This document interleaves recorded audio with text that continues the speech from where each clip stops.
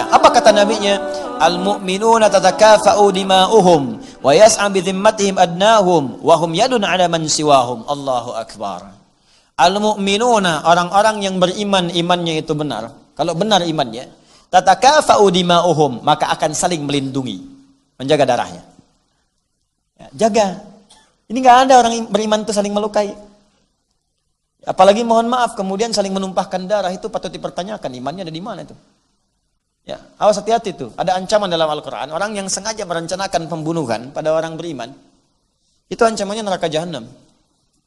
Neraka jahanam. Ya, ada di Quran surah keempat tuh, An-Nisa. Ayat 92-93. Jadi saat Anda masuk ke ayat itu, wa may yaqtul mu'mina muta'ammida. Siapa yang sengaja merencanakan pembunuhan pada seorang beriman, fajazauhu jahannam, maka balasan yang setimpal untuknya adalah neraka jahanam. Jadi kalau ada orang merencanakan pembunuhan nih pada orang beriman, mau pakai apapun caranya. Nah, saya bom dia nih. Besok dia keluar jam berapa? Keluar dari mobil gimana? Saya tusuk dia nih. Ya? Saya tembak dia nih. Saya bom dia nih. Awas, dan itu yang direncanakan misalnya orang beriman. Orang beriman masih bersyahadat kepada Allah. Hati-hati.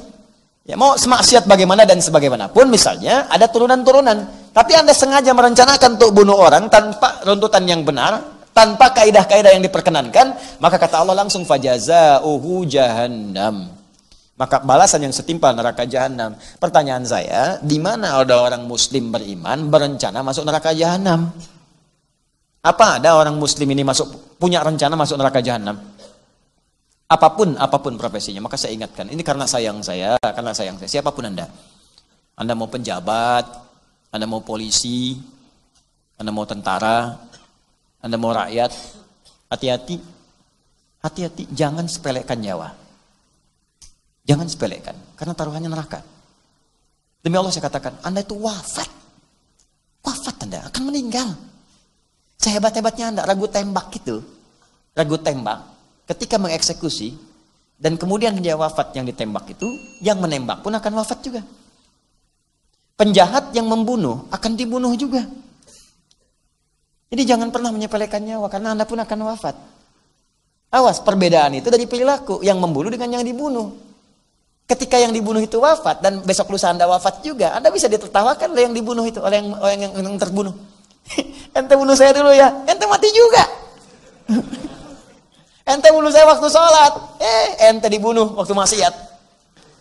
Ente bunuh saya ini waktu saya berzikir kepada Allah, Anda diwafatkan malaikat maut itu saat sedang bermaksiat di hadapan Allah Subhanahu wa taala.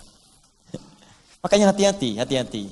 Apapun Anda profesinya, jangan sepelekan nyawa. Karena sekarang ini kayaknya nyawa itu murah sekali. Beda pendapat, tembak orang. Beda pendapat, benturkan orang. Beda pendapat, bunuh. Neraka jahanam. Siapa yang punya cita-cita begitu? Awas, fajazauhu jahannama. Awas. Khalidan fiha, kekal di dalamnya, akan keluar. Kekal di dalamnya. Wa ghadiballahu alaihi, Allah murka kepadanya. Wa la'anahu, dilaknat dia oleh Allah. Wa 'adda lahu 'adzaban 'azima, dan dijanjikan, janji Allah itu enggak mungkin diingkari. Ya, janji Allah enggak mungkin diingkari. Innallaha la yukhliful mi'ad. Ini kaidahnya. Jadi kaidah janji Allah itu Ali Imran ayat 9. Allah enggak mungkin mengingkari janji. Kalau manusia tidak. Kau yang memulai, kau yang mengingkari. Ya, kau yang memulai, kau yang mengakhiri. Kau yang berjanji, kau yang mengingkari. Jadi manusia itu bisa janji, bisa ingkar, Allah tidak. Begitu berjanji, pasti terjadi. Orang yang sengaja berusaha membunuh orang lain, terbunuh dia dan dia beriman, maka masuk neraka, kekal di dalamnya, lipat ganda. Lipat ganda itu begini, kalau ada orang dilempar misalnya pakai batu, batunya sebesar ini, tutup spidol. Nah, segini ya, tek. Ya sekecil-kecilnya batu jahanam, tembus juga, gitu kan? Tapi yang kalau dilipat gandakan, batunya sebesar masjid nih. Ya udah, mau jadi apa tuh? Nanti lihat. Nah, maka hati-hati. Maka dari itu, saya sampaikan kalimatnya di sini. Ketika kita baca begini, iyyaka na'budu, coba baca dengan baik, baca dengan hati yang benar. Apakah nun itu sudah kita fungsikan belum dalam kehidupan? Jangan-jangan Pak Ibu, doa itu belum terjawab karena fungsi nun itu belum hadir dalam hidup kita. Anda berdoa tapi seling mencela orang. Di mana fungsi nunnya di situ? Makanya mungkin doa itu belum terjawab tuh karena itu. Anda berdoa di situ tapi nggak pernah pasrah kita kepada Allah. Mungkin itu yang belum terjawab. Anda berdoa minta, tapi ibadah itu belum semangat untuk jamaah. Mungkin di situ persoalannya. Dipakai nunnya, pakai ilmunya. Ya, ini tatakafa'u dima'uhum wa yas'a bidhimmatihim adnahum, dan saling memperhatikan. Melihat. Makanya saat sang berjamaah itu lihat kanan kirinya, kenalan dari mana. Makanya dulu zaman Nabi itu ada orang ke masjid selesai urusannya. Yang lapar dapat makanan, selesai. Ya, yang haus dapat minuman, selesai. Lihat, kami coba semaksimal di sini nih. Ya, ada orang jauh-jauh gitu kan, nggak bisa pulang langsung, tinggal sini. Itu Allahu Akbar. Jangan dikira itu ibu-ibu yang panitia ini ibu-ibu biasa. Demi Allah saya katakan, itu ibu-ibu luar biasa itu. Sampai dilihat berapa yang ada di sini. Dicari Pak malam-malam, mana yang masih buka. Kadang nyarinya pun yang paling enak, paling bagus. Hokben buka nggak hokben? Hokben. KFC ada nggak? Tapi jangan sampai nginep semua di sini deh. Alisan, kajian, nginep aja, hokben. Tidak. Saya langsung infokan. Berapa banyak Bu? 100 warteg aja.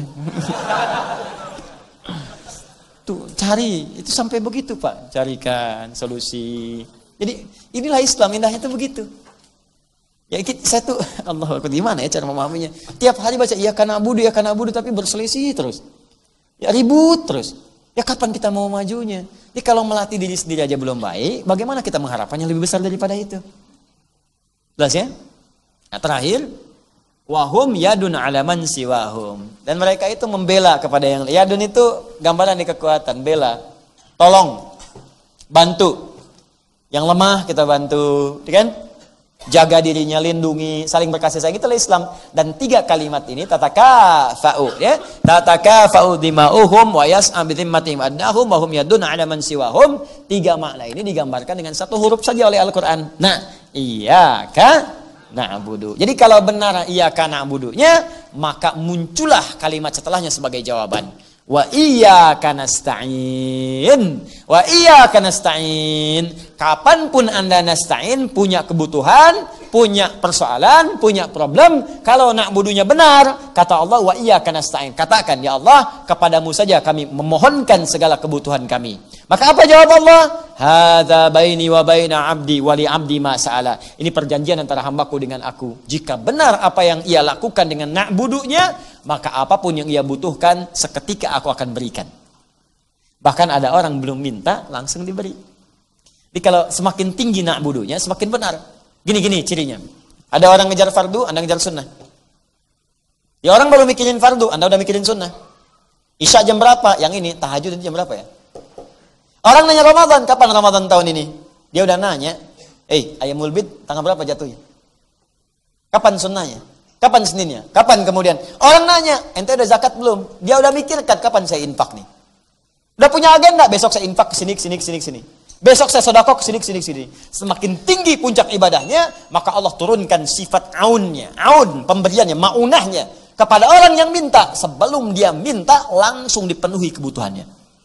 Sehingga seakan-akan dia tidak punya kesulitan. Padahal bukan nggak punya, sebelum minta dikasih. Tuh.